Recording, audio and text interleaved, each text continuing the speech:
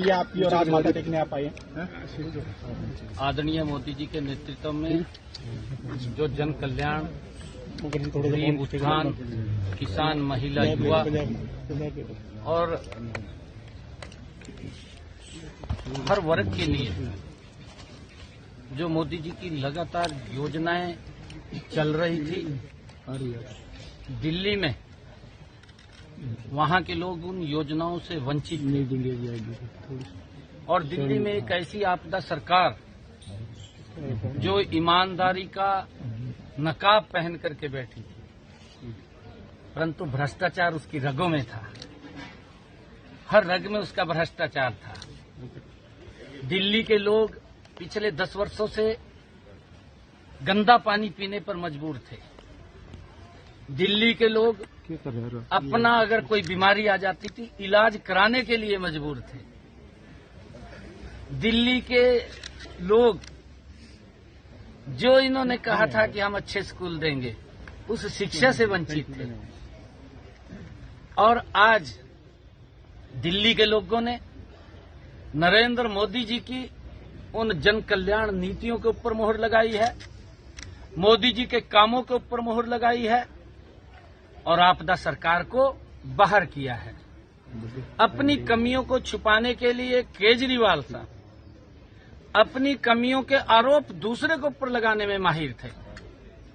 और दोनों के दो, कांग्रेस और केजरीवाल, एक ही थैले के निकले व्यक्ति हैं। केजरीवाल का जो विचार है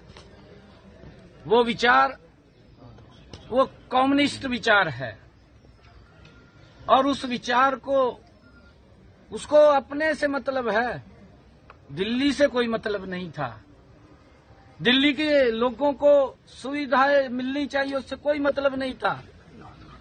दिल्ली के नाले, दिल्ली के सीवरेज, दिल्ली की गलियों में पानी, जो लोगों ने पिछले 10 वर्षों का वो अत्याचारी शासन सहा है, आज दिल्ली के लोगों ने उस आपदा को बाहर किया है, मोदी जी की नीतियों पे मुहर लगाई है।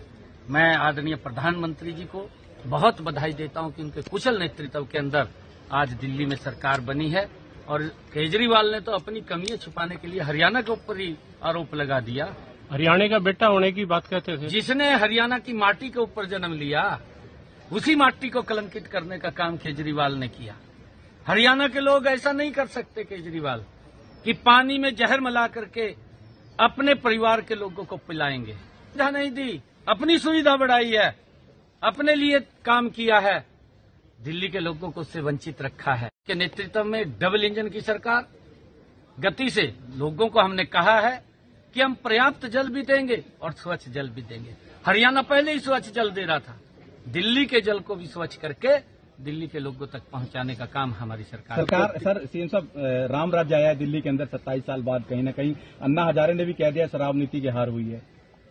देखिए, जो व्यक्ति सुविधाओं की बात करता था, जो व्यक्ति बच्चों को एजुकेशन देने की बात करता था, जो व्यक्ति युवाओं को डॉक्टर इंजीनियर बनाने की बात करता था, उसने नशे में धकेल दिया, आपके सामने है। और उसके अंदर भ्रष्टाचार किया, भ्रष्टाचार की सीमाएं लांघ दी। लोगों ने उस ईमानदारी के चेहरे को आज उतार दिया।